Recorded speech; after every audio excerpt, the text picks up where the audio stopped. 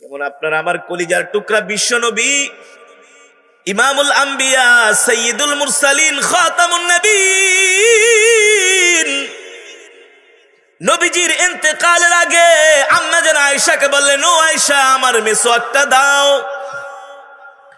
আম্মা জান আয়েশা আল্লাহর নবীকে মিসওয়াক দিলেন। নবীজি সুন্দর করে মিসওয়াক করলেন, ওযু করলেন। কি করলেন? সুন্দর করে মিসওয়াক করলেন, ওযু করলেন। আম্মা জান আয়েশা রাদিয়াল্লাহু তাআলা আনহা জিজ্ঞাসা করেন, ও প্রাণের স্বামী, এত সুন্দর করে মিসওয়াক করতেছেন, ওযু করতেছেন, রাহমাতুল লিল আলামিন বলে, আয়েশা একটু পরে মালাকুল মউত আমার সাথে এসে সাক্ষাৎ করবে আর আমি এই দুনিয়া ছেড়ে চলে যাব। নবীজির ইন্তেকালের আগে নবীজি মৃত্যুর জন্য প্রস্তুতি নিচ্ছেন। নবীজি মিসওয়াক করলেন, ওযু করে আল্লাহর নবী পবিত্র হয়ে শুয়ে পড়লেন আর বললেন, ইয়া আয়েশা আইনা আবু বকর, আমার আবু বকর কোথায়? আমার আবু বকরকে আমার কাছে ডাইকা নিয়ে আসো, আমি আমার আবু বকরের সাথে শেষ সময় কথা বলতে চাই। আল্লাহু আকবার। হযরতে আবু বকরকে ডেকে আনা হলো। নবীজি শুয়ে আছেন। একটু পরে আজরাইল এসে সাক্ষাৎ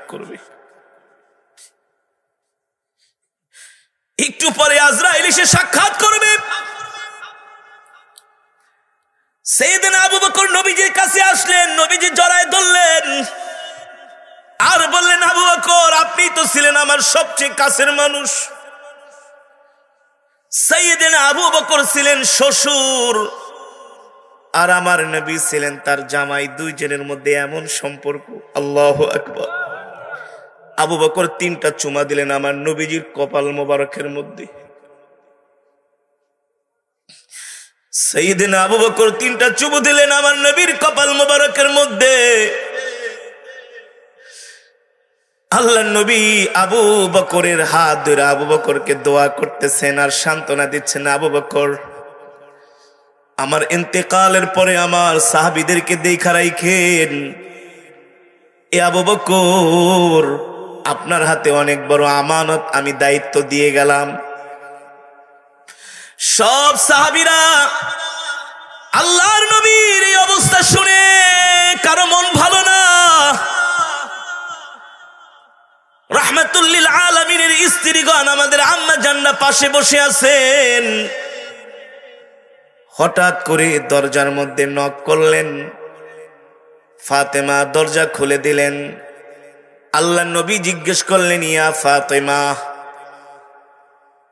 ইফতাহিল বাব, দরজা খুলে দাও। হযরত ফাতেমা দরজা খুলে দিলেন। দরজার সামনে একজন মানুষ দণ্ডায়মান দাঁড়িয়ে আছে। রাহমাতুল লিল আলামিন জিজ্ঞেস করলেন, ফাতেমা আমার দরজার ওই পাশে কে দাঁড়িয়ে আছে? হযরত ফাতেমা বলে, আব্বা জান এই পর্যন্ত আমাদের বাড়িতে যারা এসেছে সবাইকে আমি চিনি জানি, কিন্তু আজকে এমন একজন ব্যক্তি আমাদের বাড়ির গেটের সামনে দণ্ডায়মান দাঁড়ানো, যার চেহারা আমি আজ পর্যন্ত কোনোদিন দেখি নাই। আল্লাহর নবী ডাক দিয়া বললেন, ফাতেমা দরজার কাছে যিনি দাঁড়ানো তুমি তাকে কিভাবে চিনবা? ফাতেমা ডাক দিয়া বলেন, কেন ইয়া আবি লিমা তাবকি, আপনার চোখে পানি কেন? আপনার চোখে পানি কেন? রাহমাতুল লিল আলামিন বলে, আয়েশা রে, ফাতেমা রে, আমার দরজার পাশে দণ্ডায়মান তাকে তুমি কোনোভাবেই চিনবা না। এর কারণ হলো সে যদি কারো দরজার কাছে যায় খালি হাতে ফিরে না, খালি হাতে ফিরে না।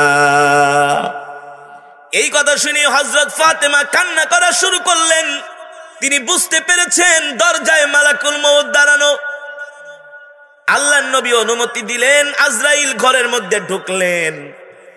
আল্লাহর নবীকে উদ্দেশ্য করে বললেন, ওগো আল্লাহর নবী রাহমাতুল লিল আলামিন, আল্লাহ তাআলা আপনার কাছে আমাকে পাঠিয়েছেন, আপনাকে সালাম জানিয়েছেন। আল্লাহু আকবার। আল্লাহ বলেছেন আপনার জান কবজ করার জন্য যদি অনুমতি দেন আমি আপনার জানটা কবজ করে নিয়ে যাব, আর যদি অনুমতি না দেন খালি হাতে ফিরে যাব। আর আস্তে কোন সুবহানাল্লাহ।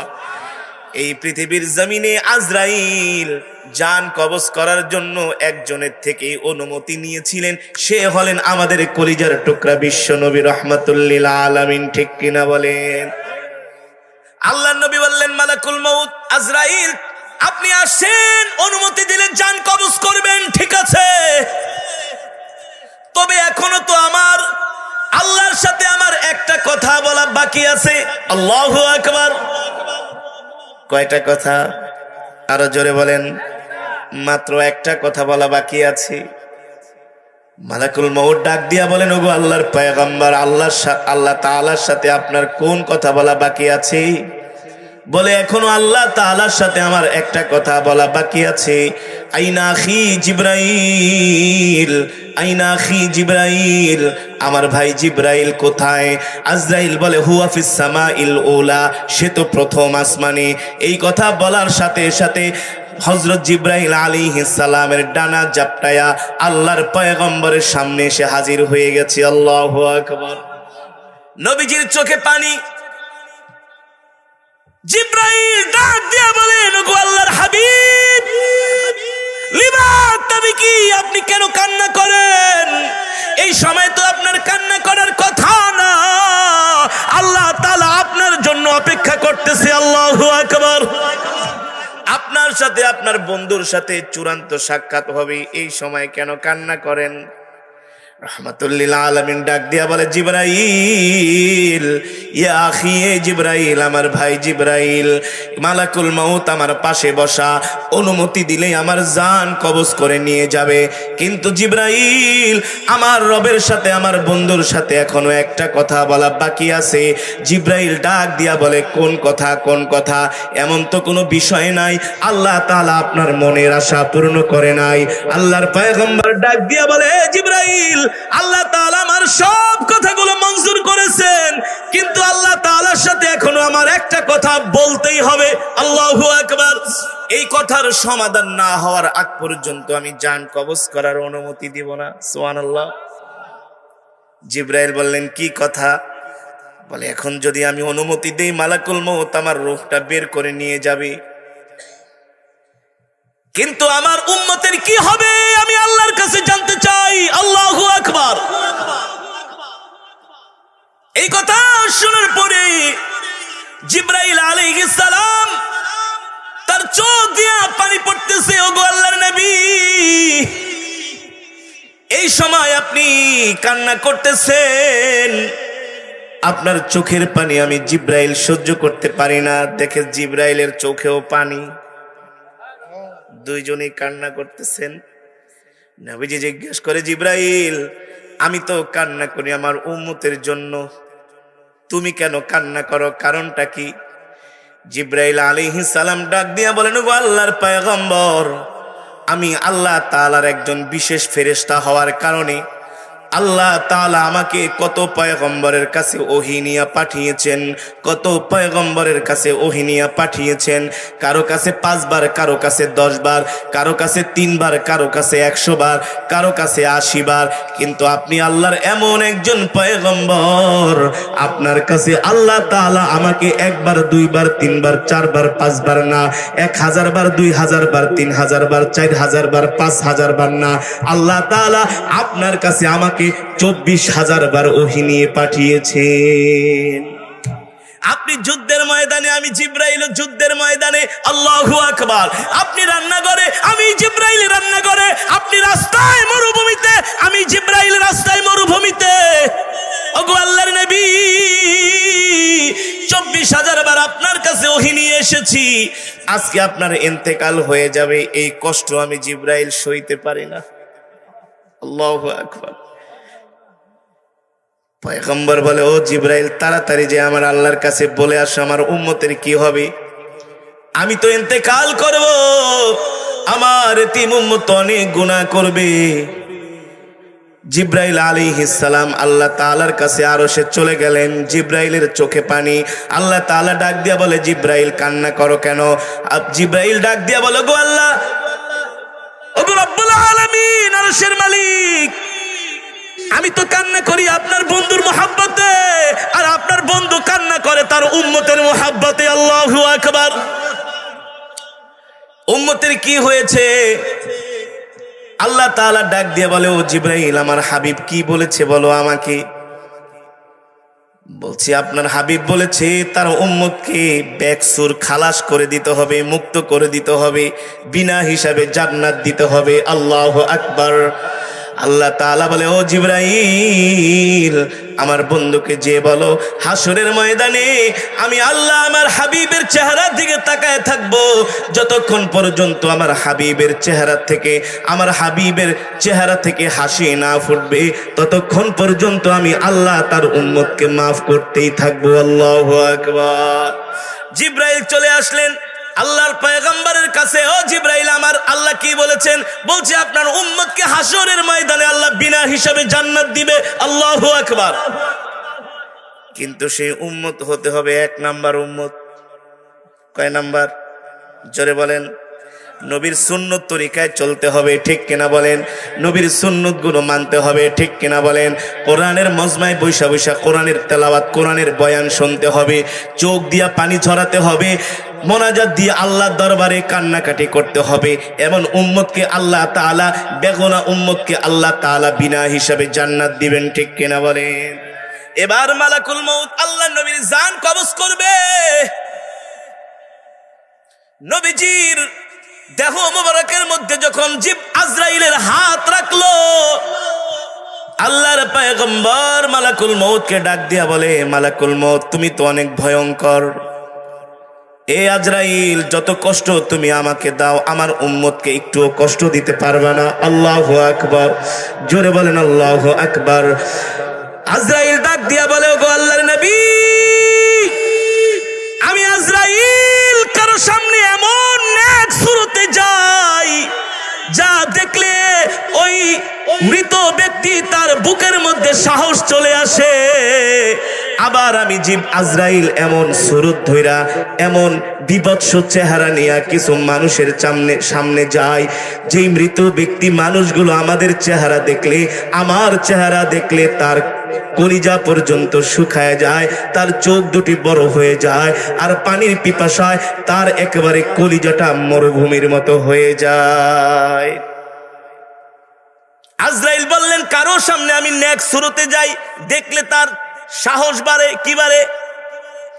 আবার কারো সামনে আমি এমন ভয়ঙ্কর চেহারা নিয়ে যাই, দেখলে কলিজা শুকায় যায়, চোখ দুটি বড় বড় হয়ে যায়। আমি যখন নেক শুরুতে যাই, রূহটা বের হওয়ার জন্য পাগল হয়ে যায়। আবার কারো সামনে আমি এমন বিভৎস চেহারা নিয়ে যাই, আমাদেরকে রূহ দেখলে আর বের হতে চায় না, রূহ পালায় থাকার চেষ্টা করে, হাতের পায়ের আঙ্গুলের নিচে চলে যায়, হাতের আঙ্গুলের নিচে চলে যায়। তখন আমি আজরাইল জোরে জোরে মেরে মেরে তার দেহ থেকে রূহটাকে বের করি। যারা দুনিয়ার জমিনে আল্লাহর নাফরমানি করে, তাদের সামনে আজরাইল ভয়ঙ্কর চেহারা নিয়ে আসে, তাদের সামনে ভয়ঙ্কর চেহারা নিয়ে আসে, দুর্গন্ধযুক্ত পোশাক নিয়ে আসে। চেহারা দেখা মাত্র তাদের কলিজা শুকায় যায়, চোখ দুটা বড় বড় হয়ে যায়, হতাশ হয়ে যায়, দুনিয়া ছেড়ে যেতে মন চায় না, পানির পিপাসায় কলিজা শুকায় যায়।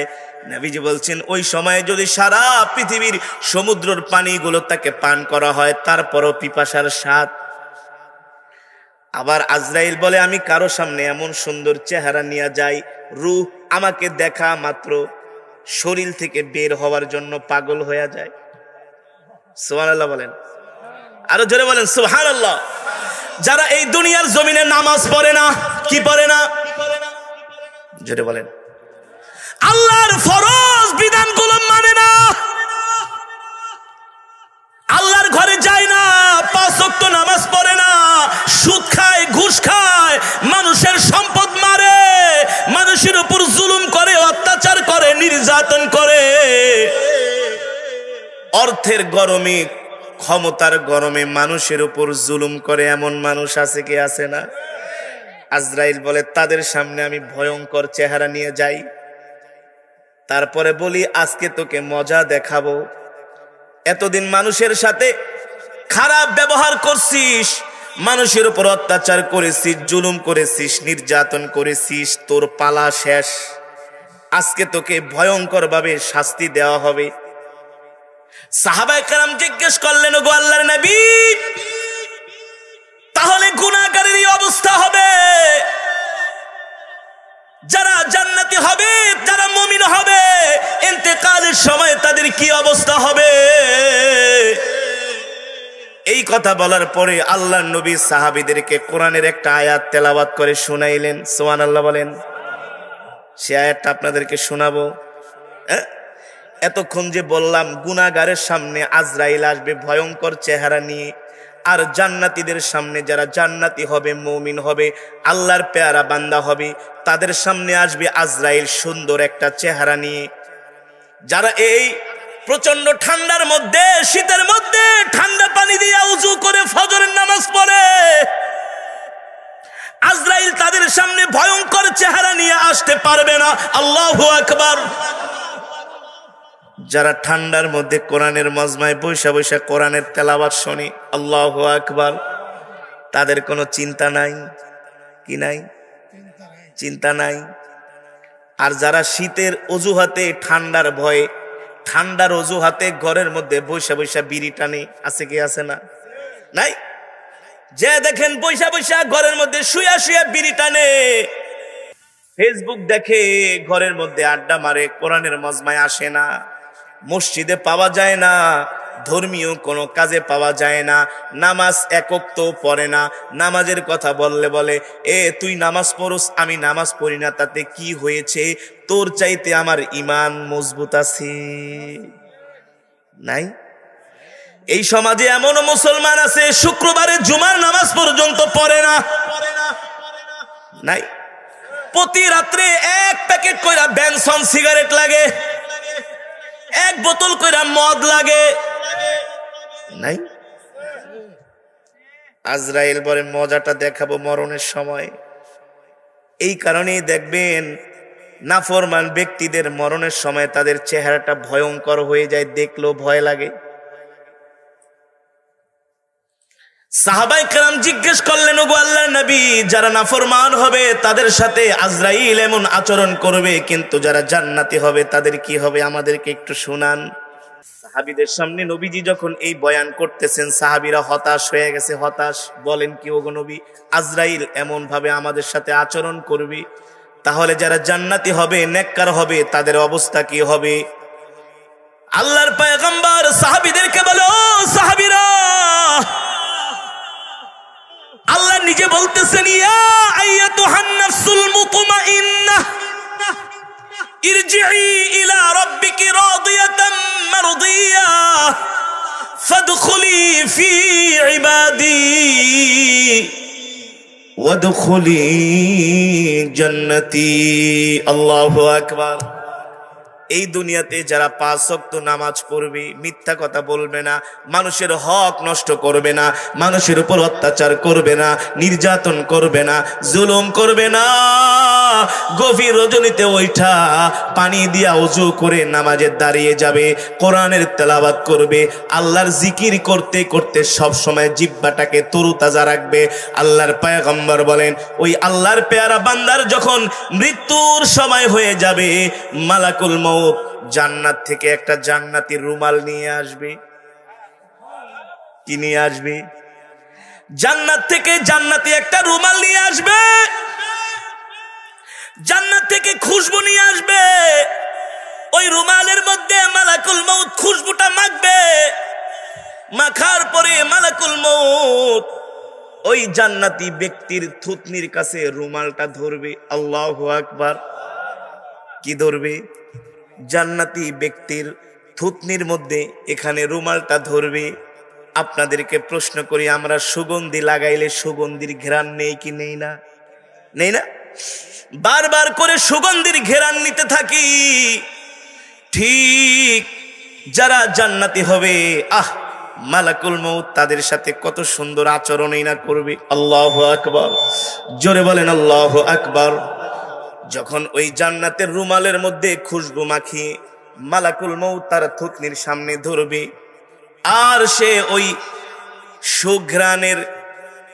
সুঘ্রাণ এমন করে তার নাকের মধ্যে যাবে, আস্তে করে সে ঘুমিয়ে পড়বে। ওই ঘুমানোর মধ্যেই জান্নাতের খুশবু নাক দিয়া টানতে থাকবে, আর ওই টানের চোটেই তার দেহ থেকে আল্লাহ তাআলা রূহটাকে বের করে নিবে, কোনো টের পাবে না। আরো জোরে বলেন সুবহানাল্লাহ। আল্লাহ আপনি আমাদের এমন মৃত্যু দান করুন, বলি আমিন। আরো জোরে সরে বলি আমিন। এই কারণেই তো আল্লাহর পয়গম্বরের স্ত্রী আমাদের আম্মা জান খাদিজাতুল কুবরা রাদিয়াল্লাহু তাআলা আনহা, আল্লাহর নবীর সাথে যখন আম্মা জানের বিয়ে হলেন, কোন বর্ণনায় এসছে আম্মা জান 40 মণের অধিক স্বর্ণের মালিক ছিলেন। সব সম্পদগুলো আল্লাহর রাস্তায় দান করে দিলেন, আল্লাহর নবীর হাতে উঠায় দিলেন। আল্লাহর নবী সব সম্পদগুলো গরিব মুসলমানদের মাঝে বিলায় দিলেন। নবীজির ঘরে বাজার করার মতো পয়সা নাই, আম্মাজান খাদিজাকে কাপড় কিনে দেওয়ার মতো নবীজির পকেটে পয়সা নাই, ঘরে বাজার পর্যন্ত করতে পারে না, সেই পয়সাটুকুন আল্লাহর পয়গম্বরের হাতে নাই। আম্মাজান খাদিজা রাদিয়াল্লাহু তাআলা আনহা ছিলেন আরবের ধনাঢ্য মহিলা, আরবের ধনাঢ্য ব্যক্তি। আম্মাজান খাদিজা কিছু টাকা ছিল, সেগুলো দিয়ে আম্মাজান বাজার করেন আর সংসার চালায় নেন। হঠাৎ করে একদিন আল্লাহর নবী গভীর রজনীতে বাড়িতে গেলেন। আম্মা জান রাদিয়াল্লাহু তাআলা আনহা আল্লাহর নবীর জন্য গভীর রজনী পর্যন্ত দরজার সামনে বসে বসে নবীজির জন্য অপেক্ষা করতেছেন। নবীজি ঘরে যায় একবার শুধুমাত্র দরজাটা নক করছেন, সাথে সাথে আম্মা জান ঘরের দরজা খুইলা দিছেন। নবীজি এত খুশি হয়ে গেছেন, ডাক দিলেন, ওগো খাদিজা, তুমি কি রাত্রবেলা ঘুমাও নাই? এত গভীর রাত, একবার দরজা নক করলাম, সাথে সাথে খুলে দিলা। আম্মা জান ডাক দিয়া বলে, ওগো প্রাণের স্বামী, আপনি দ্বীনের দাওয়াত দেওয়ার জন্য রাস্তায় বের হয়েছেন, এই মক্কার জমিনে আপনার শত্রুর অভাব নাই। আমি আপনাকে বাহিরে রেখে কিভাবে ঘুমাইতে পারি? আপনার টেনশনে তো আমি ঘুমাইতে পারি না। আর আপনি কখন আইসা ঘরের দরজায় নক করেন, আমি যদি ঘুমায় যাই, দরজা খুলতে দেরি হলে আমার প্রাণের স্বামী রহমাতুল লিল আলামিন কষ্ট পাবে। আমি তো আমার স্বামীকে এমন কষ্ট দিতে পারি না, এই কারণে আপনার মহব্বতে আমি ঘরের দরজার সামনেই বসে রয়েছি। আম্মা জান জান্নাতি মহিলা, 40 মণ স্বর্ণের মালিক ছিলেন, কত বড় ব্যবসায়ী ছিলেন। আল্লাহু আকবার। হঠাৎ করে নবীজি আম্মা জান যে কাপড়টা পরেছেন, কাপড়ের দিকে তাকালেন, দেখলেন আম্মা জানের কাপড়টা এমন ছিঁড়া ছিঁড়েছে, কাপড়ের মধ্যে আর তালি দেওয়ার মতো জায়গা নাই। কাপড়ের মধ্যে তালি দেওয়ার মতো 40 মণ স্বর্ণ নিয়ে বিয়ে করছিলেন আল্লাহর নবীকে, এখন তার পরনের কাপড়টা এত ছিঁড়া ছিঁড়েছে, তালি দেওয়ার মতো জায়গা নাই। আল্লাহ, নবীজি এই অবস্থা দেখে নবীজির চোখ দিয়ে পানি চলে আসছে। কারণ স্বামী যতই গরিব হোক না কেন, তার স্ত্রীকে চায় একটা ভালো কাপড় কিনে দিতে, ঠিক না? নবীজি ডাক দিয়া বলেন, খাদিজা, তোমার পরনে যে কাপড় এমন ছিঁড়া ছিঁড়েছে, শিলি দেওয়ার মতো, তালি দেওয়ার মতো জায়গা নাই, তুমি কেন আমাকে তোমার পরিধেয় বস্ত্রের কথা বললা না? আম্মা জান খাদিজা ডাক দিয়া বলেন, ওগো প্রাণের স্বামী, আমি জানি আপনার পকেটে পয়সা নাই। যদি আমি আপনাকে কাপড় আনতে বলি, তাহলে আপনি আনতে পারবেন না, আরো শুধু শুধু কষ্ট পাইবেন। এমন কষ্ট আমি আমার স্বামীকে দিতে পারি না। আল্লাহু আকবার। আর বর্তমান জামানার যদি মা বোনরা হইতো, বলতো, বেটা 40 মণ স্বর্ণ নিয়ে বিয়ে করছি, তুই আমার খবর রাখস না, ভালো ভালো কাপড় কিনে দাও না, স্বর্ণ গয়না দাও না, ঠিক কিনা বলেন? বলতো না? আম্মা জান বলে, আপনি চাইবেন, আমি চাইবো, আপনি দিতে পারবেন না, কষ্ট পাবেন। গত কিছুদিন আগে আমি এই গাজীপুরের শ্রীপুরে একটা মসজিদে জুমা নামাজ পড়াই, বাংলাদেশের একটা নাম করা মসজিদ, হাজী আব্দুল সাত্তার মসজিদ। আমার মসজিদে প্রায় 10 থেকে 15,000 মানুষ জুমা নামাজ পড়ে। প্রতিদিন নামাজের পরে কয়েক হাজার মানুষ মুসাফা করার জন্য সিরিয়াল ধরে দাঁড়ায়। আমার একজন ভক্ত যুবক আছে, আমি যেইখানে মাহফিলে যাই সেইখানে সে তেলাওয়াত শোনার জন্য চলে যায়। নরসিংদী গেলে জায়গা, ময়মনসিংহ গেলে সেখানে তেলাওয়াত শোনার জন্য চলে যায়। তো একদিন রাত্রবেলা রাত 2টা বাজে বাসায় আসছে, আইসা ঘরের দরজা নক করছে। স্ত্রী জিজ্ঞেস করে, এত রাত্রে কোত্থেকে আসছো? বলে, হুজুরের বয়ান শোনার জন্য তেলাওয়াত শোনানো গিয়েছিলাম। বলে, প্রত্যেক দিনই কি বয়ান শুনতে যাইতে হয় নাকি? বলে, প্রত্যেক দিন তো যাই নাই, মাসে 3-4 বার না গেলাম। এত রাত্রে দরজা খুলতে পারুম না, যেই হুজুরের বয়ান শুনতে গেছো ওই হুজুরের সাথে যায় শুয়ে থাকো। ওই হুজুরের সাথে যায়। যুবকটা এসে আমাকে বলে, হুজুর আমার স্ত্রী আমার সাথে এমন ব্যবহার করে।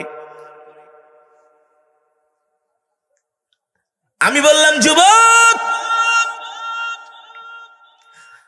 আল্লাহর উপর সবর করো, আল্লাহর উপর ধৈর্য ধরো।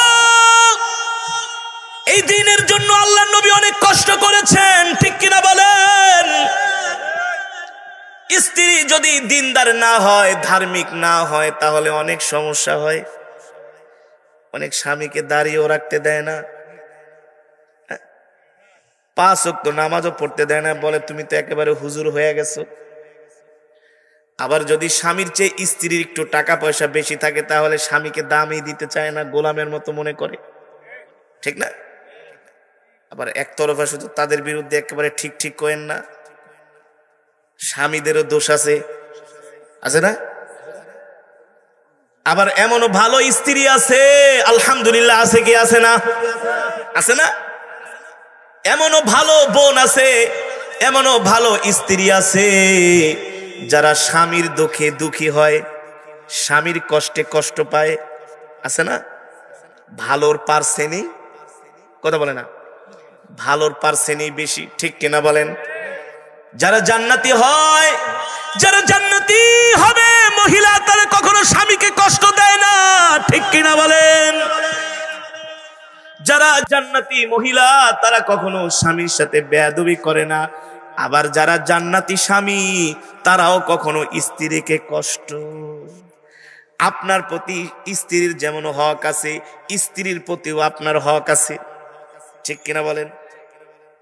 দেখেন আম্মা জান খাদিজা রাদিয়াল্লাহু তাআলা আনহা 40 মুন স্বর্ণ নিয়ে আল্লাহর নবীকে বিবাহ করেছিলেন। এখন তার পরনের কাপড়টা পর্যন্ত এমন সিরেছে, শিলি দেওয়ার মতো জায়গা নাই। আম্মা জানের কাপড় দেখা নবীজি কান্না করে দিলেন। জিজ্ঞেস করলেন, খাদিজা, বলে, ওগো প্রাণের স্বামী, বইলা লাভ নাই, আমি জানি আপনার পকেটে পয়সা নাই, আপনি কষ্ট পাবেন। নবীজির চোখে পানি। এই অবস্থায় খাদিজা রাদিয়াল্লাহু তাআলা আনহা আল্লাহর নবীকে ডাক দিয়া বলেন, প্রাণের স্বামী, দুনিয়াতে আমি যত কষ্ট করি আমার কোনো দুঃখ নাই, কোনো আফসোস নাই, তবে আপনার কাছে আমি আজকে 3টা জিনিস চাইবো। কয়টা জিনিস? কয়টা জিনিস? আপনি দিবেন কিনা? নবীজি বলে, খাদিজা তুমি যা চাও তাই দিব, বলো। আল্লাহু আকবার, জোরে বলেন আল্লাহু আকবার। এই কথা শোনার পরে আম্মাজান খাদিজা রাদিয়াল্লাহু তাআলা আনহার চোখে পানি চলে আসছে। ও মা বোনেরা, আপনারা বয়ানটা ভালো করে শোনেন, ভালো করে মন দিয়া বয়ানটা শোনেন। এই বয়ানটা ভালো করে মন দিয়ে শোনেন, জীবন পরিবর্তন হয়ে যাবে। আমাদের আম্মা জান খাদিজা রাদিয়াল্লাহু তাআলা আনহা কেমন ছিলেন?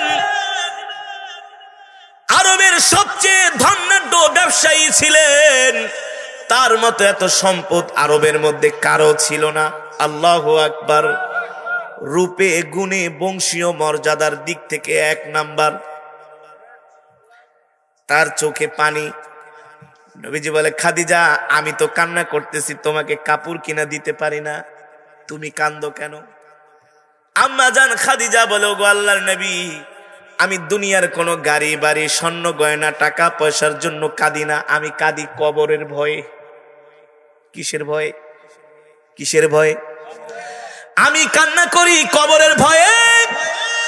আল্লাহর নবী বলে, খাদিজা তুমি কান্না করো না, তুমি এমন একজন আল্লাহর বান্দি, তুমি আমার স্ত্রী খাদিজা, আমি তোমার পক্ষ হইয়া আল্লাহর কাছে সাক্ষী দিচ্ছি আমার খাদিজা ভালো। আল্লাহু আকবার। নবীজি যদি বলে খাদিজা ভালো, আল্লাহ তাকে জান্নাত দিবে কি দিবে না? আর খাদিজা কেমন খাদিজা? আল্লাহর পেয়ারা বান্দি, ভালো করে হযরত খাদিজা রাদিয়াল্লাহু তাআলা আনহার এই জীবনীটা শুনেন ভালো করে মন দিয়া। আল্লাহর পয়গম্বর বলে, খাদিজা তুমি তো আমার প্রিয়তমা স্ত্রী, তুমি তো আমার দ্বীনের সহযোগী, তুমি তো ইসলামের অনেক খেদমত করেছো, তোমার সব সম্পদ আল্লাহর রাস্তায় দান করে দিছো, আল্লাহ তোমাকে জান্নাত দিবে, তারপরে তুমি কেন কবরের ভয়ে কান্না করো? এই কথা শোনার পরে আম্মাজান খাদিজা বলে, গো আল্লাহর নবী, কবরের ভয়ে আমি রাত্রে ঘুমাইতে পারি না। ওই অন্ধকার কবরে একা একা কিভাবে থাকবো? ওই কবরে আমি কিভাবে একা একা বাস করব, যেখানে নাই কোনো বাতি, নাই কোনো সাথী? হযরত খাদিজার চোখের পানি দেখে আল্লাহর নবী তাকে সান্ত্বনা দিয়া বলতেছেন, খাদিজা রে, কান্না করো না, কান্না করো না। তোমাকে কবরে শোয়ানোর সাথে সাথে দুইজন ব্যক্তি এসে তোমার সাথে সাক্ষাৎ করবে। কয়জন ব্যক্তি? মুনকার নাকির ফেরেশতা না, তাদের বাদ দিয়া দুইজন ব্যক্তি এসে তোমার সাথে সাক্ষাৎ করবে, তোমাকে সান্ত্বনা দিবে। আম্মাজান খাদিজা বলে, গো আল্লাহর নবী, কি ফেরেশতা? বলে, না, ফেরেশতা না। কে আমার সাথে এসে সাক্ষাৎ করবে কবরের মধ্যে? আল্লাহর নবী বললেন, তোমাকে কবরে শোয়ানোর সাথে সাথে আমার দুইজন স্ত্রী এসে তোমার সাথে সাক্ষাৎ করবে। আরো আস্তে কোন? একজন হলেন হযরত আসিয়া রাদিয়াল্লাহু তাআলা আনহা। আল্লাহু আকবার। যিনি ফেরাউনের শত অত্যাচার নির্যাতন সহ্য করার পরেও আল্লাহর দ্বীন ছেড়ে দেয় নাই। জান্নাতে আল্লাহর নবীর সাথে হযরত আসিয়ার বিবাহ হবে। সুবহানাল্লাহ বলেন। আসিয়া রাদিয়াল্লাহু তাআলা আনহা আল্লাহর নবীর স্ত্রী হবেন। নবীজি বললেন, খাদিজা তুমি ভয় পেও না, সর্বপ্রথম কবরে শোয়ানোর সাথে সাথে তোমার সাথে দুইজন ব্যক্তি সাক্ষাৎ করবে। একজন হলেন আসিয়া। আম্মাজান বললেন, ওগো আল্লাহর নবী, আরেকজন কে? বলল, আরেকজন হলেন মারিয়াম আলাইহিস সালাম। আল্লাহু আকবার। তিনি হবেন আমার স্ত্রী। কিন্তু বর্তমানে আমাদের মা বোনদের এমন হিংসা, তারা হইলে বলতো আমার সাথে সাক্ষাতের দরকার নেই, আমি একাই থাকুন। ঠিক কিনা বলেন? বামনরা কিছু মনে করেন না। আল্লাহ নবী বললেন, আসিয়া তোমাকে সাহস দেওয়ার জন্য, তোমাকে সান্ত্বনা দেওয়ার জন্য আমার দুইজন স্ত্রী তোমার সাথে সাক্ষাৎ করবে। আল্লাহু আকবার। তাতেও আম্মাজান খাদিজার চোখের পানি বন্ধ হয় না কবরের ভয়ে। আল্লাহর পয়গম্বর ডাক দিয়া বলে, খাদিজা রে, কান্না করো কেন? কান্না করো কেন? এই দুনিয়ার জমিনে যে আল্লাহর পেয়ারা বান্দা, পেয়ারা বান্দি হবে, তার কবরটাকে আল্লাহ রাব্বুল আলামিন আল কবরু রাওদাতুম মির রিয়াজিল জান্নাহ। আল্লাহু আকবার। আল্লাহ তাআলা দুনিয়ার জমিনে যারা নেক বান্দা বান্দি হবে, আল্লাহ ইন্তেকালের সাথে সাথে তাদের কবরটাকে জান্নাতের বাগান বানায়া দিবে। আল কবরু রাওদাতুম মির রিয়াজিল জান্নাহ। আল্লাহ তাআলা কবরটাকে জান্নাতের বাগান বানাই দিবে। রাসূলের হাদিস। কারো জন্য কবর হবে জান্নাতের বাগান, আবার কারো জন্য কবর হবে জাহান্নামের অগ্নিকুণ্ড। কথাটা মনে রাখেন। কারো জন্য কবর হবে আল কবরু রাওদাতুম মির রিয়াজিল জান্নাহ, কারো জন্য কবর হবে জান্নাতের বাগান, আবার কারো জন্য কবর হবে জাহান্নামের একটা অগ্নিকুণ্ড। সাহাবায়ে কেরাম জিজ্ঞেস করলেন, ওগো আল্লাহর নবী, কার জন্য হবে জান্নাতের বাগান? বলল, যারা আল্লাহর পেয়ারা বান্দা হবে, নেক আমল করবে, আর যারা দুনিয়াতে গুনাহ করবে তাদের জন্য হবে জাহান্নামের টুকরা। ঠিক কিনা বলেন? আল্লাহর নবী ডাক দিয়া বলে, ও খাদিজা, আল্লাহ তাআলা তোমার কবরটাকে জান্নাতের বাগান বানায় দিবেন। এতে করেও হযরত খাদিজার কান্না থামে না। আল্লাহর পয়গম্বর বলে, খাদিজা বলো তুমি আমার কাছে কি চাও, কি দিলে তুমি তোমার কান্না থামাবা? ওগো নবীজি, এক নম্বরে আপনার গায়ের মধ্যে যে জুব্বাটা আছে, আমি ইন্তেকালের পরে আপনার জুব্বাটা দিয়ে আমাকে কাফনের কাপড় দিয়ে দাফন দিয়া দিবেন। দুই নম্বরে কি চাও? বলে আমি ইন্তেকালের পরে আপনি আমার কবরের চতুর্পাশে হাঁটবেন। তিন নম্বরে কি চান? ও খাদিজা, তিন নম্বরে কি চাও? বলে তিন নম্বরে আপনি আমার সওয়াল জবাবটা দিয়া দিবেন, প্রশ্নের উত্তরগুলা দিয়া দিবেন। আল্লাহু আকবার। আল্লাহর পয়গম্বর বলে, খাদিজা যাও, তুমি আমার যে কথাগুলো বলছো আমি তোমার সব কথাগুলো মানবো, তবে ওই কবরের মধ্যে যার প্রশ্নের উত্তর তারই দিতে হবে, এখানে কোনো ছাড় নাই। ঠিক আম্মা জান খাদিজা রাদিয়াল্লাহু তাআলা আনহা বেশ কিছুদিন পরে ইন্তেকাল করলেন।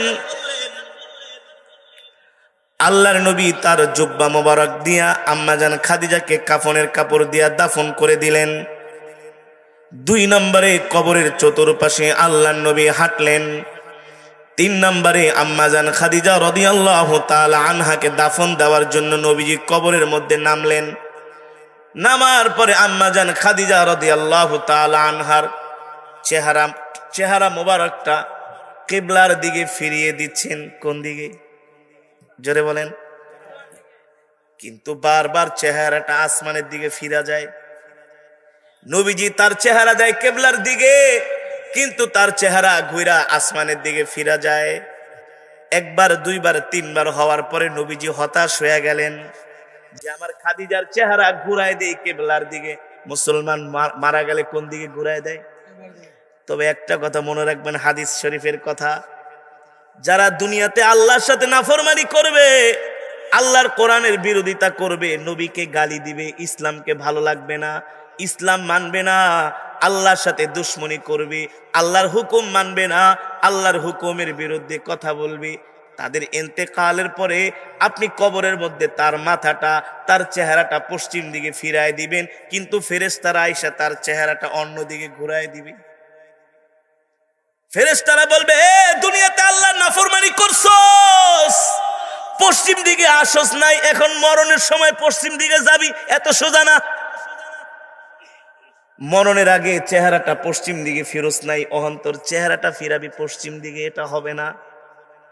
দুনিয়াতে চেহারা ছিলি গুনার দিকে, নাফরমানির দিকে, এখন আর কিবলার দিকে তোর চেহারা আমি আল্লাহ রাখবো না, ফেরেশতারা তার চেহারাটা ঘুরায় অন্যদিকে ফিরায় দিবে। ঠিক আল্লাহ নবী আম্মা জান খাদিজা রাদিয়াল্লাহু তাআলা আনহার চেহারা মোবারকটা কিবলার দিকে ঘুরায় দেয়, ঘোরে না, থাকে না, চেহারাটা আসমানের দিকে ফিরা থাকে। আল্লাহু আকবার। নবীজি নিজে টেনশনে পড়ে গেলেন, কি হয়েছে? জিব্রাইলও আসতেছে না।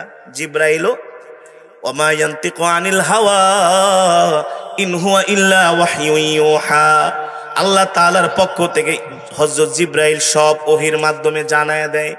এই কারণেই তো নবীজির কাছে জিব্রাইল 24,000 বার আসছে। কত হাজার বার? জোরে বলেন, কত হাজার বার? কাফেরেরা তরবারি নিয়া মসজিদে বাইতুল্লাহর দেয়ালের পাশে লুকায় আছে, নবীজি তো আর জানে না। জানেন কি? জোরে বলেন। আল্লাহ জিব্রাইলকে বলে, এ জিব্রাইল তাড়াতাড়ি যাও, কাফেরেরা অস্ত্র নিয়ে আমার বন্ধুকে, আমার হাবিবকে হত্যা করার জন্য দাঁড়ায় আছে, তাড়াতাড়ি যায় বলো এখানে কাফেররা অস্ত্র নিয়ে লুকায় আছে, আমার নবীকে অন্য পথ দিয়া চলে যেতে। নবীজি যখন অন্য পথ ধরে চলে যাইতেন, তখন মক্কার কাফেরেরা মনে করতো নবীজি গণক। নবীজি নাইলে কাফেরেরা অস্ত্র নিয়ে দাঁড়ায় আছে, নবীজি জানে কেমনি? হ্যাঁ, তারা মনে করতো নবীজি গণক। কিন্তু নবীজি তো গণক না, নবী তো কবি না। আমার নবীকে জানায় দেন কি, ওমা ইয়ান্তিকু আনিল হাওয়া ইন হুয়া ইল্লা ওয়াহয়ুন ইউহা, আল্লাহ তাআলা ওহীর মাধ্যমে আমার নবীকে সব জানায় দেন। ঠিক কিনা বলেন? আম্মা জান খাদিজা রাদিয়াল্লাহু তাআলা আনহার চেহারাটা আল্লাহর নবী তিনবার কিবলার দিকে ঘুরায়, তিনবার এই আসমানের দিকে ফিরা যায়। সুবহানাল্লাহ বলেন। নবীজি টেনশনে পড়ে গেলেন, কি হলো?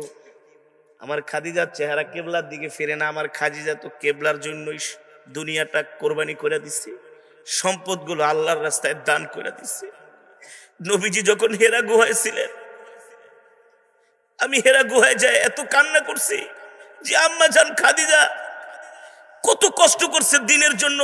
সেই মক্কা শরীফ থেকে হেরা গুহা কত দূর, কত দূর মক্কা থেকে হেরা গুহা, সেই ৩-৪ হাজার ফিট উপরে। আম্মা জান খানা রান্না করে করে খাবার নিয়ে আল্লাহর নবীকে অন্ধকারে দিয়ে আসতেন যাতে কাফেরেরা না দেখে। চিন্তা করছেন কত কষ্ট, কত কষ্ট, কত কোরবানি। গভীর রাত্রিতে যাইতেন, সন্ধ্যার পরে, দিনের আলোতে না। ওই মক্কার কাফেররা এমন শয়তান ছিল, রাস্তা দিয়া যদি কোনো উট যাইতো, উটের পায়খানা দেখে তারা বইলা ফেলাইতে পারতো যে এটা কোন দেশের উট এখান দিয়া গেছে, কোন দিকে গেছে। এত চালাক ছিল তারা। নবীজিকে খোঁজার জন্য তারা পেরেশান হয়ে গেছে যে মোহাম্মদ কোথায় আছে, তাকে খুঁজে পাওয়া যায় না। নবী তো হেরা গুহায় ধ্যানে মগ্ন। আম্মাজান খাদিজা মাগরিবের আজান দিলেই, অন্ধকার হইলে খাবার রান্না করে করে আল্লাহর নবীর জন্য নিয়ে যেতেন, রাতের পর রাত, দিনের পর দিন। এই কারণে আল্লাহ আমার আম্মাজান খাদিজার উপরে এত খুশি হয়েছেন, এত খুশি হয়েছে। আল্লাহু আকবার, জোরে বলেন আল্লাহু আকবার। নবীজির জন্য খাবার রান্না করে আম্মাজান বসে থাকতেন। বিশ্বাস করেন, যেদিন আম্মাজান খাদিজা ইন্তেকাল করছে, নবীজির পাশে কেউ ছিল না, কেউ না। নবীজি পাগলের মতো আম্মাজান খাদিজার জন্য কান্না করছে। খাদিজা, তুমি আমাকে ছেড়ে একা চলে গেলা। শেষ পর্যন্ত নবীজি মক্কায় থাকেন নাই, তিনি তায়েফে চলে গেছে। জায়েদ, এই মক্কায় আমার খাদিজা নেই, আমি কার কাছে থাকবো? অথচ আম্মাজান খাদিজার বয়স ছিল 40। আল্লাহর নবীর তার চাইতে 20 বছরের ছোট ছিলেন। চিন্তা করেন কি সম্পর্ক ছিল স্বামী স্ত্রীর। নবীজি শেষ পর্যন্ত তায়েফেই চলে গেলেন। সেই আম্মাজানের চেহারা মোবারকটা কিবলার দিকে ফিরে না, আসমানের দিকে ফিরে থাকে। জিবরাইলও আসে না। নবীজি হতাশ হয়ে গেলেন। আল্লাহ তাআলা জিবরাইলকে বলল, জিবরাইল তাড়াতাড়ি যাও, আমার হাবিব কষ্ট পাইতেছে। আমার খাদিজার চেহারাটা বারবার আমি আসমানের দিকে আল্লাহ ফিরাই দিতেছি ফেরেশতাদের দ্বারা, আমার হাবিব তো বুঝতেছে না।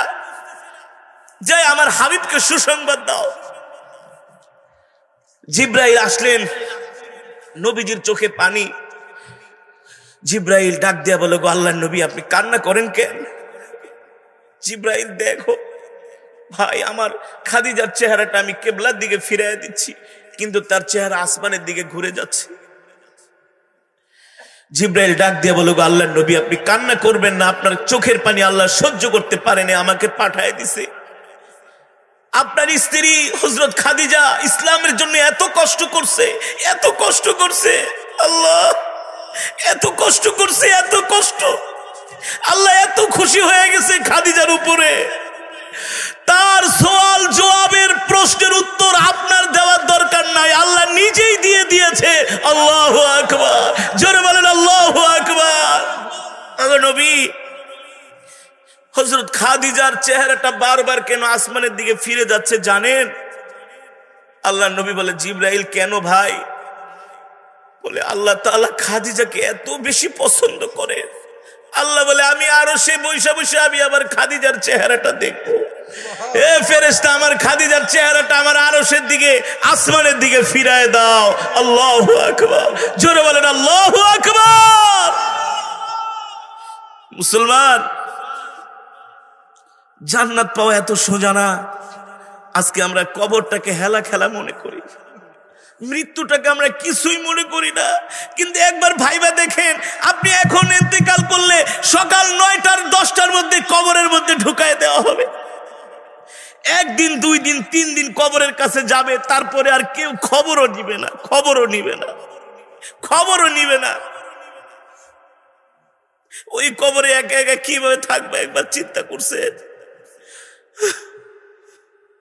কবর প্রতিদিন ডাক দিয়া বলে, ইয়া আইয়ুহান নাস, হে মানুষ, তুমি আমি কবরকে তোমরা ভুলে যেও না। আল কবর গুরফা, আমি কবর কিন্তু অন্ধকার ঘর।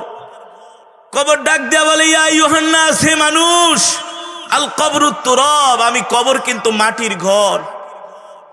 আল্লাহ, এই কবরে কিভাবে একা একা থাকবো?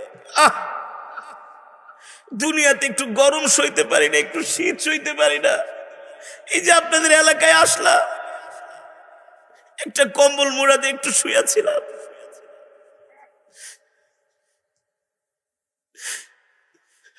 দৌড়ে বাথরুমে গেলাম, যে উজু করলাম ঠান্ডা পানি, নামাজটা পড়ে সূরা মুলকের আমল করলাম, আর বললাম আল্লাহ আজকে যদি মারা যাই, যে কোনো সময় মারা যেতে পারি। 3 দিন আগে একটা ভয়াবহ গাড়ি অ্যাক্সিডেন্ট হয়েছিল আমার, 3 দিন আগে। এর আগে কয়েকবার হয়েছে অ্যাক্সিডেন্ট, কারণ রাস্তায় প্রচন্ড কুয়াশা, আমরা অনেক রিস্ক নিয়ে চলাফেরা করি। কত আপনাদের এলাকায় ঢোকার সময় একটা চাক্কা গাড়ার ভিতরে পড়ে গিয়েছিল। এমন কতবার এমন অ্যাক্সিডেন্ট হয়। আল্লাহ হায়াত রেখেছেন বিদায় বেঁচে আছি। কোন সময় মারা যায়, কোন সময় দুনিয়া ছেড়ে চলে যায়। এই যে আপনারা আমরা আজকে মাহফিলে আসছি, এখান থেকে যেতে পারবো কোনো গ্যারান্টি আছে?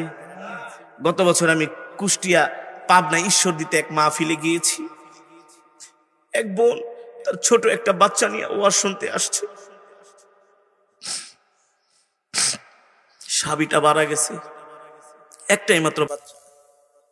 আমি ওয়াজ শেষ করে মোনাজাত দিয়া কেবল ঘরে আইসা বসছি, সাথে সাথে খবর আসছে হুজুর একজন বোন ওয়াজ শুনে যাওয়ার সময়, রাস্তা পারাপার হওয়ার সময় ট্রাকে অ্যাক্সিডেন্ট কইরা সে আর তার বাচ্চা 2 জন মারা গেছে। আমি বলি বলেন কি ভাই? বলে হ্যাঁ হুজুর, বাচ্চা মা 2 জনই শেষ। বলল হুজুর মাগরিবের সময় বয়ান শুনতে আসছে, এশারের নামাজ ওই প্যান্ডেলের মধ্যেই পড়ছে, একেবারে রাত 12টা বাজে বাসায় যাবে সন্তানকে হাতে নিয়ে। মা কোলে নিচ্ছে ছোট বাচ্চা, শীতের দিন, চাদর জড়ায়া একটা ট্রাক এসে উপর দিয়ে উঠাই দিছে, ওই জায়গায় শেষ। ওই বোন কি কোনোদিন ভেবেছে যে এই ওয়াজই তার জীবনের শেষ ওয়াজ? বলেন, যে কোনো সময় মরণ চলে আসবে, যে কোনো সময়।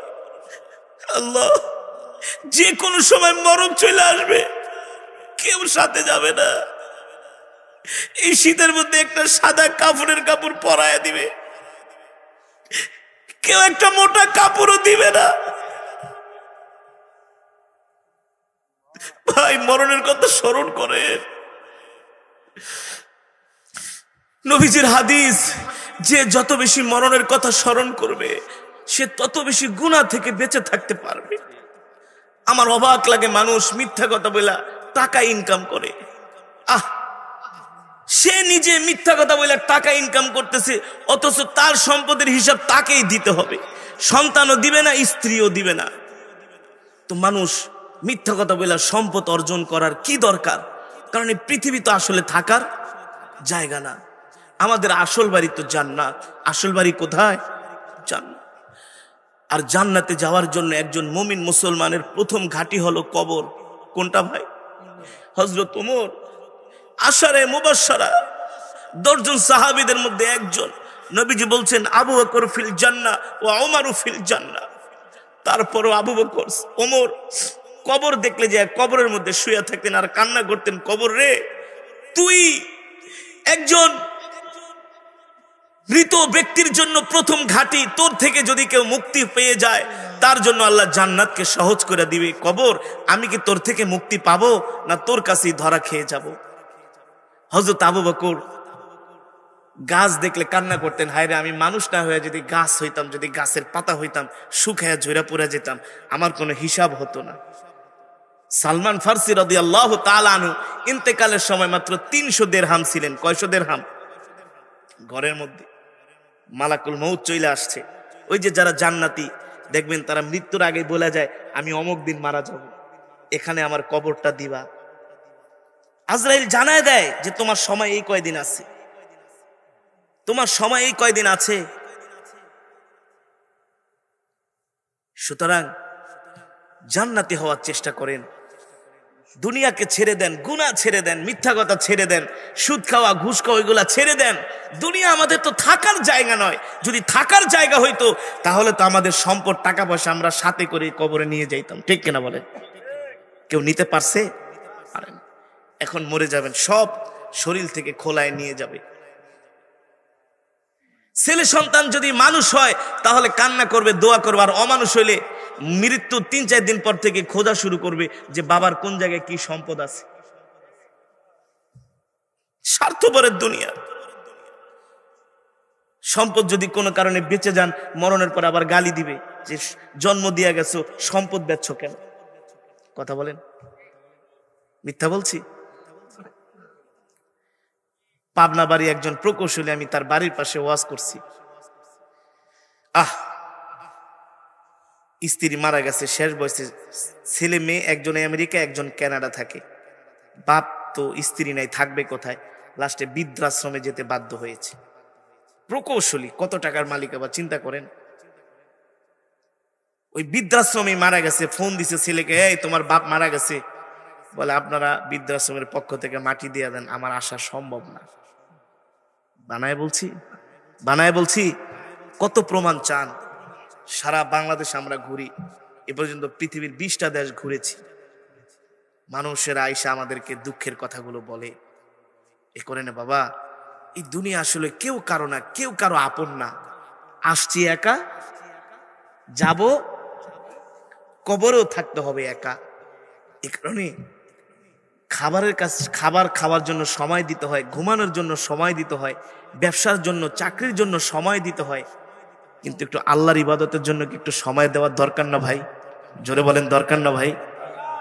আল্লাহর ইবাদতের জন্য একটু সময় দিবেন। 5টা ওয়াক্ত নামাজ জামাতের সাথে পড়বেন।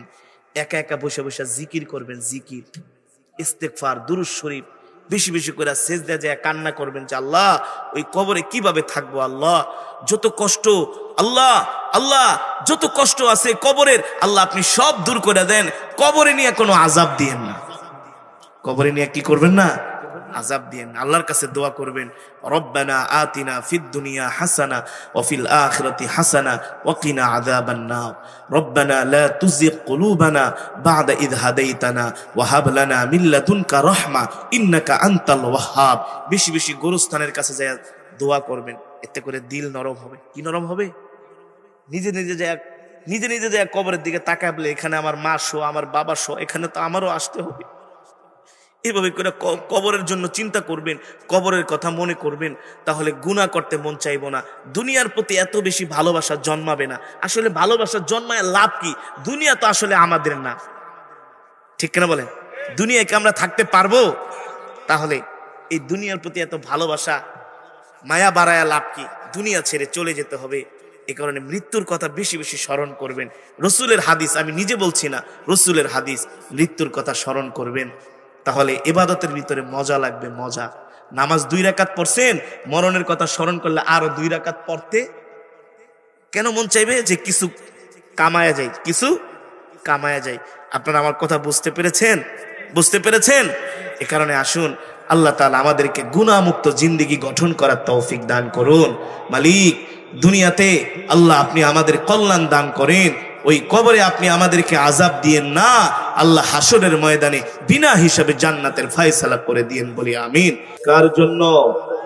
একমাত্র রব্বুল আলামিনের জন্য, যিনি আমাদেরকে সৃষ্টি করেছেন, ঠিক কিনা বলেন? আল্লাহর বান্দারা, আমাদের হায়াতের মালিক কে? রিজিকের মালিক কে? আমরা কার গোলাম? আমরা একমাত্র আল্লাহর গোলাম, ঠিক কিনা বলেন? আমি সেই মাওলায়ে পাকের, এবার ঢিলটা কমায় দেন, আমি সেই মাওলায়ে পাকের জবানের কালামের তেলাওয়াত করেছি, আপনারা শুনেছেন। আল্লাহ তাআলা এক একটা হারফের বিনিময়ে আমাদের আমল নামায় কম পক্ষে 10টি করে নেকি দান করেছেন। এই মাজমায় যারা উপস্থিত হয়েছেন সকলেই 1 খতম করে কোরআন শরীফের সওয়াব পেয়েছেন। কয় খতম? 1 খতম করে, সকলেই 1 খতম করে কোরআন শরীফের সওয়াব পেয়েছেন। হাদিস শরীফে এসেছে, নবীজি সাল্লাল্লাহু আলাইহি ওয়াসাল্লাম বলছেন, সাহাবী আবু সাঈদ আল খুদরি রাদিয়াল্লাহু তাআলা আনহু থেকে হাদিসটি বর্ণিত। নবীজি বলেন, কেউ যদি সূরাতুল ইখলাস একবার তেলাওয়াত করে, আল্লাহ তার আমল নামায় 10 পারা কোরআন খতমের সওয়াব দান করে। কয় পারা? কেউ যদি 2 বার সূরাতুল ইখলাস শরীফ তেলাওয়াত করে, আল্লাহ তাআলা তার আমল নামায় 20 পারা কোরআন খতমের সওয়াব দান করে। তাহলে এক খতম কোরআন শরীফের সওয়াব পেতে বাকি রইল কয় পারা? 10 পারা। রহমাতুল্লিল আলামিন সরকারে দো আলম বলছেন, কেউ যদি কোরআনুল কারীম কোরআনুল কারীমের সূরাতুল ইখলাস 3 বার তেলাওয়াত করে, আল্লাহ তার আমল নামায় পূর্ণ এক খতম কোরআন শরীফের সওয়াব দান করে। তাহলে আজকের মাজমায় আমরা যারা উপস্থিত হয়েছে সকলে এক খতম করে কোরআন শরীফের সওয়াব পেয়েছি। আর জোরে বলেন সুবহানাল্লাহ। খুশি নাকি বেজার? জোরে বলুন খুশি নাকি বেজার? আল্লাহর বান্দারা ঘরের মধ্যে শীতের কারণে বসে থাকলে সওয়াব কি পাইতেন? জোরে বলেন পেতেন? আল্লাহ তাআলা তো দুনিয়াতে আমাদেরকে পাঠিয়েছেনই তার ইবাদত করার জন্য, ঠিক না ভাই? আমরা মালিককে খুশি করার জন্য কি ইবাদতই বা করতে পেরেছি? কি ইবাদতটা আমরা আল্লাহকে খুশি করার জন্য করি? অথচ মালিক আমাদেরকে সৃষ্টি করেছেন, আমাদের কোনো অস্তিত্ব ছিল না। ছিল ভাই? ছিল। পৃথিবীর বিজ্ঞানীরা কত কিছু বের করলো আধুনিক টেকনোলজির মাধ্যমে। ওই দিন দেখলাম একটা পত্রিকায় যে তারা কি টিউবের মাধ্যমে নাকি মানুষের পেট ছাড়াই নাকি তারা বাচ্চা জন্ম দিবে। কিন্তু এটা কোনোদিন সম্ভব নয়, এটা কোনোদিন সম্ভব নয়। আল্লাহ সালাম মানুষকে রূহ কেউ দেওয়ার ক্ষমতা নাই, ঠিক কিনা বলেন? এমনকি আমার নবী সরকারে দো আলম রহমাতুল্লিল আলামিন, তাকে কাফেরেরা জিজ্ঞেস করেছিল, মোহাম্মদ আপনি বলেন রূহ কি জিনিস? রূহ আল্লাহ তাআলা জিব্রাইলের মাধ্যমে জানায় দিলেন, নবী বলে দেন। কাফেরা আপনাকে প্রশ্ন করে রূহ কি জিনিস? ওয়াসআলুনাকা আনির রূহ। রূহ ছাড়া মানুষ বাঁচে না। বাঁচে? এত সুন্দর একটা স্ট্রাকচার, বডি স্ট্রাকচার, কত সুন্দর দেখতে। দুইটা হাত, দুইটা পা, দুইটা চোখ, দুইটা কান, কি শক্তি শরীরে, ঠিক না? রূহ না থাকলে অচল। রূহ না থাকলে সেটা ডেড বডি। সেটা কি বডি? Dead body. এই বডির আর কোনো আল্লাহ একবার কি চিন্তা করছেন? যে কোনো সময় প্রাণ পাখিটা উড়ে চলে যেতে পারে, ঠিক না? যে কোনো সময় প্রাণ পাখি রূহটা উড়ে চলে যেতে পারে। রূহ চলে গেলে আপনার আমার 4 আনারও দাম নাই, আছে? সেই রূহ সম্পর্কে আল্লাহ নবীকে প্রশ্ন করা হয়েছিলেন। আল্লাহ তাআলা জানিয়ে দিয়েছেন, জিব্রাইল যাও আমার নবীকে বলে দাও, কুলির রূহু মিন আমরি রাব্বি ওয়া মা উতিতুম মিনাল ইলমি ইল্লা কলিলা। আল্লাহু আকবার। আল্লাহর কোরআন থেকে বলতেছি, জিব্রাইল আমার নবীকে যে বলে দাও, আমার হাবিবকে বলে দাও, রূহ সম্বন্ধে আল্লাহ আমাকেও অনেক কম জ্ঞান দান করেছেন। রূহ এটা কি? এটা আল্লাহই ভালো জানেন। এটা আল্লাহ তাআলার একটা নির্দেশ মাত্র, ঠিক কিনা বলেন? আল্লাহ তাআলার একটা নির্দেশ মাত্র। আল্লাহ নির্দেশ দেন একটা মানুষ চলাচল করে, আল্লাহ নির্দেশ দেন রূহ বের হয়ে যাও, তার দেহ থেকে রূহটা বের হয়ে যায়, ঠিক কিনা বলেন? তাহলে আল্লাহর বান্দারা, আল্লাহ দুনিয়াতে আমাদেরকে পাঠিয়েছেন কিছু সময়ের জন্য, ঠিক না? কিছু সময়ের জন্য। এই পৃথিবীতে আমরা কেউ স্থায়ী নয়, সবাই অস্থায়ী। জোরে বলেন স্থায়ী। স্থায়ী এই যে জীবনটাকে শেষ করে শরীরের রক্ত পানি করে বিশাল বিশাল বিল্ডিং বানাই, ব্যবসা প্রতিষ্ঠান, টাকা পয়সা, আসলে কি আমরা এগুলোর মালিক? জোরে বলেন। আমরা হলাম পাহারাদার। নাইট গার্ড রাত্রবেলা যেমন দোকান পাহারা দেয়, বাজার পাহারা দেয়, আমরাও ঠিক আমাদের সম্পদগুলোকে পাহারা দিচ্ছি, এর চাইতে আর বেশি কিছু নয়, ঠিক কিনা বলেন? মালিকের নির্দেশ যখন চলে আসবে, এই পৃথিবী ছেড়ে আপনাকে আমাকে ছেড়ে যেতে হবে। কেউ দুনিয়াতে আমাদেরকে বাঁচিয়ে রাখতে পারবে? জোরে বলেন পারবে? আজরাইল মালাকুল মউত আমাদের কাছে চিঠি দিয়ে আসবে না। চিঠি দিয়ে আসবে? আসবে না। হঠাৎ করে মৃত্যু আমাদেরকে পাকড়াও করবে, ঠিক কিনা বলেন? পৃথিবীর এমন কোন মানুষ নাই, আপনি জিজ্ঞেস করেন ভাই তুমি কি মরতে চাও, কি বলবে? কি বলবে? মৃত্যুকে কেউ পছন্দ মৃত্যুকে আপনি আমি পছন্দ করি বা না করি, কিন্তু মৃত্যুর হাত থেকে আমরা বাঁচতে পারবো? জোরে বলেন, পারবো? আল্লাহর বান্দারা, সেই কথাই আল্লাহ কোরআনুল কারীমের মধ্যে বলছেন, কুল্লু নাফসিন যায়িকাতুল মাউত ওয়া ইন্নামা তুওয়াফাউনা উজুরাকুম ইয়াওমাল কিয়ামাহ ফামান যুহজিহা আনিন নারি ওয়া উদখিলাল জান্নাতা ফাকাদ ফাজ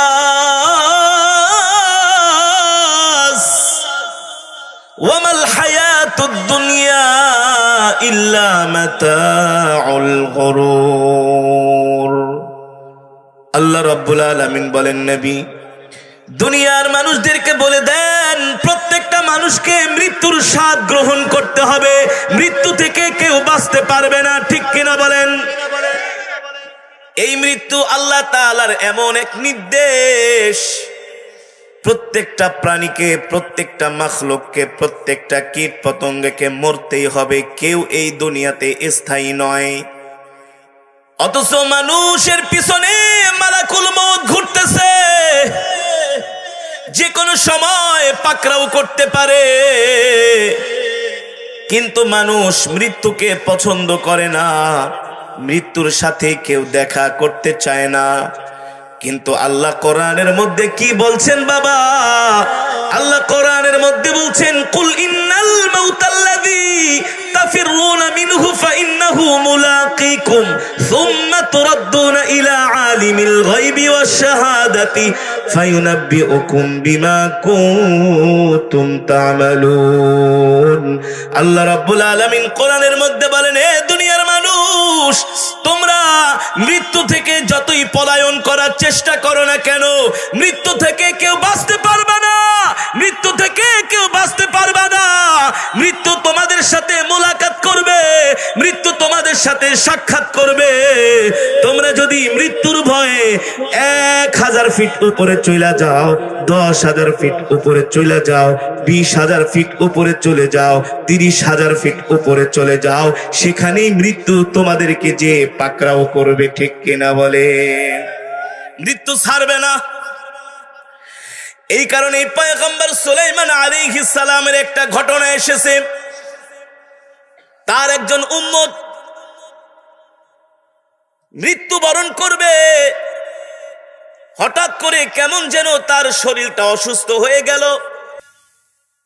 হাদিস শরীফে এসেছে, একজন মানুষ যখন মৃত্যুবরণ করে তার 40 দিন আগে মালাকুল মউত এসে তার সাথে সাক্ষাৎ করে। কি করে? মৃত্যুর পরোয়ানা দিয়ে যায়। এই কারণে দেখবেন, যে মানুষটা মারা যায় মৃত্যুবরণ করার 40 দিন আগে তার সিমটম পাল্টে যায়, কথাবার্তা, আচার আচরণ পাল্টে যায়। বিশ্বাস করেন না? যদি আপনার কেউ নিকটাত্মীয় ইন্তেকাল করে থাকে, 40 দিন আগ থেকে তার খাওয়া দাওয়ার মধ্যে পরিবর্তন চলে আসে, কথাবার্তার মধ্যে পরিবর্তন চলে আসে। আল্লাহর নবী বলেন, যেই মানুষটা ইন্তেকাল করে 40 দিন আগে মালাকুল মউত আইসা তার সাথে সাক্ষাৎ করে আর বলে, এই তোর সময় আছে আর মাত্র 40 দিন, তুই ভালো হয়ে যা, আল্লাহর কাছে তওবা কর, ইস্তাগফির ওয়ারহাম, আল্লাহর কাছে তওবা কর, আল্লাহর কাছে সাহায্য চা। যখন 40 দিন চলে যায়, 39 দিনের মাথায় প্রতিদিন একবার আসে মৃত্যুর আগে। যখন 3 দিন বাকি থাকে, মালাকুল মউত সকালে আসে, দুপুরে আসে, রাত্র আসে, 3 বার সাক্ষাৎ করে। কয়বার? মালাকুল মউত আইসা বলে, তুই এখনো কি তওবা করস নাই? তোর বাকি আছে মাত্র 3 দিন। ওই সময় মানুষটার খাবার দাবারের রুচি নষ্ট হয়ে যায়, সন্তানের দিকে তাকায় থাকে, স্ত্রীর দিকে তাকায় থাকে, সম্পদের দিকে তাকায় থাকে, ঘর বাড়ির দিকে তাকায় থাকে, শুধু ভাবে আর ভাবে, ভাবে আর ভাবে, কারণ তার মৃত্যুর পরোয়ানা তো জারি হয়ে গেছে। এই কারণে দেখবেন অনেক মানুষ মৃত্যুর আগে হতাশ হয়ে যায়, যারা আল্লাহর ওলি তারা বুঝতে পারে কখন তাদের মৃত্যু হবে। আল্লাহু আকবার। যারা আল্লাহর ওলি 5টা ওয়াক্ত নামাজ পড়বেন, জামাতের সাথে তাকবীরুলের সাথে সকাল সন্ধ্যা জিকির করবেন, কোরআন তেলাওয়াত করবেন, বেশি বেশি ইস্তেগফার, বেশি বেশি দুরূদ শরীফ পড়বেন, আর মেসওয়াক ব্যবহার করবেন। যারা মেসওয়াক ব্যবহার করবে ইন্তেকালের সময় তাদের ভাগ্যে কালেমা নসিব হবে। নবী সাল্লাল্লাহু আলাইহি সাল্লাম তাদের সামনে আসবেন ইন্তেকালের সময়। এই কারণে কি করবেন ভাইরা, কি করবেন ভাইরা, সবাই মেসওয়াক রাখবেন। কি রাখবেন? মেসওয়াক রাখবেন। রাখবেন তো ইনশাল্লাহ? কে কে মেসওয়াক ব্যবহার করবেন? একটু হাতটা উঠান তো, একটু হাতটা উঠান, হাতটা উঠান। করবেন তো ইনশাল্লাহ? মেসওয়াক ব্যবহার করবেন তো ইনশাল্লাহ? আল্লাহ তৌফিক দান করুন। আর মেসওয়াক যখন ব্যবহার করবেন, যখন সুন্দর করে মেসওয়াক করবেন, তখন নামাজটাও পড়তে মন চাইবে। নামাজটাও কি পড়তে মন চাইবে। আল্লাহ তাআলা আমাদের সকলকে এই আমলগুলো করার তৌফিক দান করুন।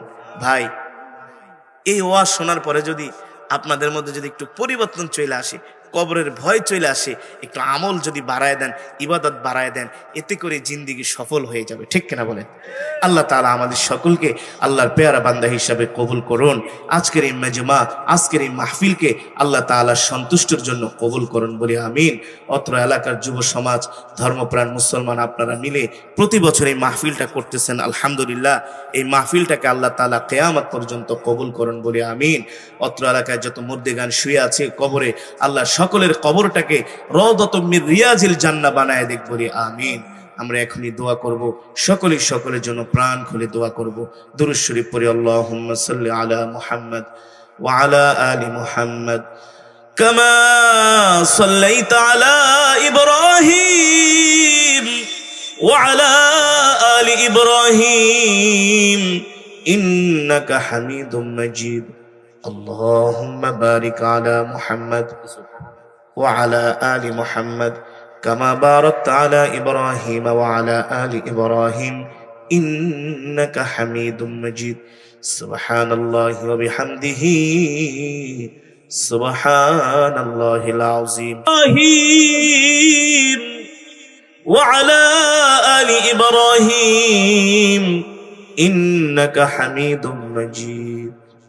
أستغفر الله الذي لا إله إلا هو الحي القيوم وأتوب إليه. لا حول ولا قوة إلا بالله العلي العظيم. اللهم آمين. الحمد لله رب العالمين، والصلاة والسلام على سيد الأنبياء والمرسلين وعلى آله وصحبه أجمعين.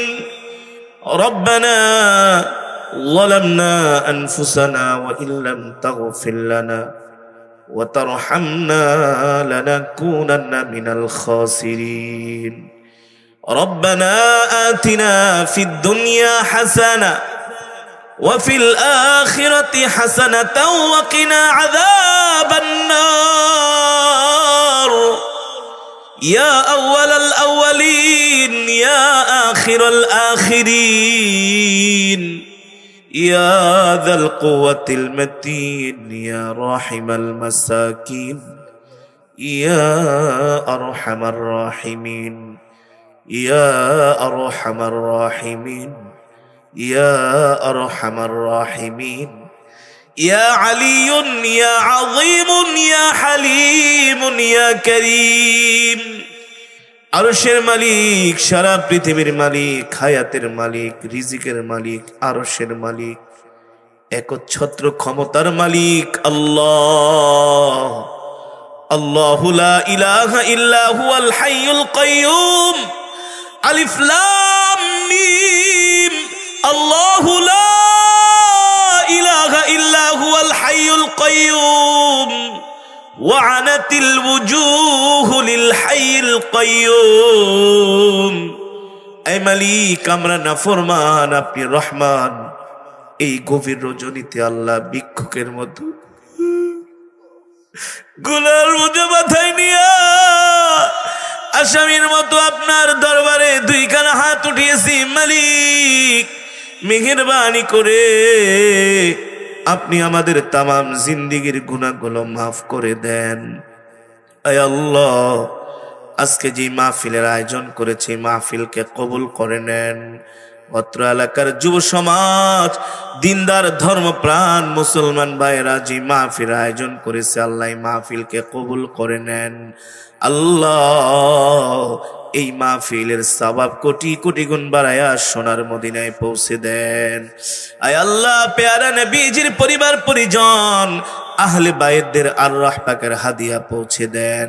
আয় আল্লাহ, বাবা আদম থেকে শুরু করে আজ পর্যন্ত যত মুমিন মুমিনাত, মুসলিম মুসলিমাত যারা অন্ধকার কবরে মাটির নিচে শুয়ে আছে সকলের আল্লাহ পাকের হাদিয়া পৌঁছে দেন। আয় আল্লাহ, আল্লাহ বদরের সাহাবী, উহুদের সাহাবী, খন্দকের সাহাবী সকল সাহাবায়ে কেরামের আল্লাহ পাকের হাদিয়া পৌঁছে দেন। জান্নাতুল মুআল্লা, জান্নাতুল বাকিতে যারা শুয়ে আছেন সকলের আল্লাহ পাকের হাদিয়া পৌঁছে দেন। মেহেরবানি করে আল্লাহ আমাদের জনম দুঃখিনী আব্বা জান আম্মা জান যারা বেঁচে নাই, আব্বা আম্মার কবরকে জান্নাতের বাগান বানায় দেন। আল্লাহ, দাদা দাদি নানা নানি আত্মীয় স্বজন যারা ইন্তেকাল করেছেন সকলের কবরকে জান্নাতের বাগান বানায় দেন। কিছুদিন আগে আল্লাহ আপনার এক বান্দি ইন্তেকাল করেছেন, তার কবরকে জান্নাতের বাগান বানায় দেন। অত্র এলাকার গোরস্থানে মাটির নিচে যত মুর্দেগান শুয়ে আছে সকল কবরবাসীর কবরকে জান্নাতের বাগান বানায় দেন। সকল কবরবাসীর কবরে আযাবগুলো মাফ করে দেন। আয় আল্লাহ, আপনার আরেক বান্দা অসুস্থ হইয়া হসপিটালের বেডে কাতরাচ্ছে, মালিক আপনি তাকে পরিপূর্ণ সুস্থতা দান করে দেন। আল্লাহ, তাকে পরিপূর্ণ শেফায়ে আজেলা কামেলা দায়েমা নসিব করে দেন। আল্লাহ, আমাদের মধ্য থেকে যারা অসুস্থ সুস্থতা দান করে দেন। আল্লাহ, যারা অসুস্থ সুস্থতা দান করে দেন। আল্লাহ, আপনার বান্দারা বুক ভরা আশা নিয়ে আপনার দরবারে হাত উঠিয়েছে, এই গভীর রজনীতে আপনি কাউকে খালি হাতে ফিরায় দিয়েন না। আল্লাহ, আপনি আমাদের তামাম জিন্দেগির গুনাহগুলো মাফ করে দেন, জাহান্নামের আগুন হারাম করে দেন, একটা জান্নাতুল ফেরদাউস আমাদের জন্য আল্লাহ ওয়াজিব করে দেন। ও মালিক, ওই কবরে একা একা কিভাবে থাকবো আল্লাহ, আল্লাহ, ওই কবরে একা একা কিভাবে থাকবো আল্লাহ। মালিক, এই গভীর রজনীতে আপনার কাছে দরখাস্ত করি, ওই কবরটা আমাদের জন্য জান্নাতের বাগান বানায়া দিয়ে। আল্লাহ, কবরে নিয়ে আযাব দিয়েন না, কবরে নিয়ে শাস্তি দিয়েন না। আল্লাহ, জীবনের সব গুনাহগুলো এখনই মাফ করে দেন। আল্লাহ, আপনার রহমান নামের উসিলা করে, রহিম নামের উসিলা করে সব গুনাহগুলো এখনই মাফ করে দেন। আল্লাহ, আপনি আমাদের একজনকেও আল্লাহ গুনাহ মাফ না করায়া প্যান্ডেল থেকে বের করিয়েন না। জীবনের সব গুনাহগুলো এখনই মাফ করে দেন, জাহান্নামের আগুন হারাম করে দেন, একটা জান্নাতুল ফেরদাউস আমাদের জন্য বরাদ্দ করে দেন। আল্লাহ, আমাদের সাথে অনেক মা বোনেরা হাত উঠিয়েছে, মা বোনদেরকে মাফ করে দেন। আল্লাহ, মা বোনদেরকে আল্লাহ আম্মাজান খাদিজার মতো আল্লাহ দিনদার বানায় দেন, পরহেজগার বানায় দেন, মুত্তাকিন বানায় দেন। আল্লাহ, হযরত ফাতেমা রাদিয়াল্লাহু তাআলা আনহার সাথে যেন মা বোনেরা একসাথে জান্নাতে যেতে পারে আল্লাহ তৌফিক দিয়া দেন। মা বোনদের মধ্য থেকে যারা অসুস্থ সুস্থতা দান করে দেন। আল্লাহ, এলাকার প্রতিটা ঘরের মধ্যে রহমত বরকত নাজিল করে দেন। আল্লাহ, এই মাহফিলে যারা 1 টাকা থেকে 1000 টাকা দান করেছেন সকলের দানকে কবুল করে নেন। অনেক প্রবাসী ভাইয়েরা আল্লাহ বিদেশ থেকে অর্থ দিয়েছেন, তাদেরকে আল্লাহ কবুল করে নেন।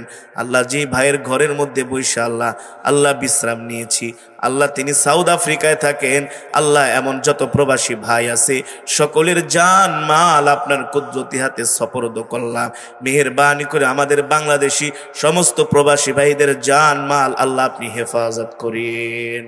আল্লাহ, মেহেরবানি করে মালিক আপনার কোন বান্দা কি আশা নিয়া গভীর রজনীতে আপনার দরবারে হাত উঠিয়েছে, মেহেরবানি করে সকলের মনের নেক আশাগুলো পূর্ণ করে দেন।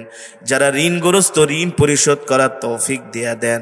যাদের সন্তান হয় না আল্লাহ সন্তান দেন। আল্লাহ যারা অসুস্থ পরিপূর্ণ সুস্থতা দান করে দেন গো আল্লাহ। রব্বির হামহুমা কামা রব্বায়ানি সগীরা, রব্বির হামহুমা কামা রব্বায়ানি সগীরা। মাওলারে জানি না কোন দিন মৃত্যুর পরওয়ানা জারি হয়ে যায়, আজরাইল আমাদের সামনে এসে হাজির হয়। সেই কঠিন মুসিবতের সময়, কঠিন বিপদের সময় আল্লাহ আল্লাহ আল্লাহ ইয়া আল্লাহ ইয়া আল্লাহ ইয়া আল্লাহ আমাদের জবানে নসিব করে দিন কালেমায়ে তাইয়্যিবা লা ইলাহা ইল্লাল্লাহু মুহাম্মাদুর রাসূলুল্লাহ সাল্লাল্লাহু আলাইহি ওয়াসাল্লাম।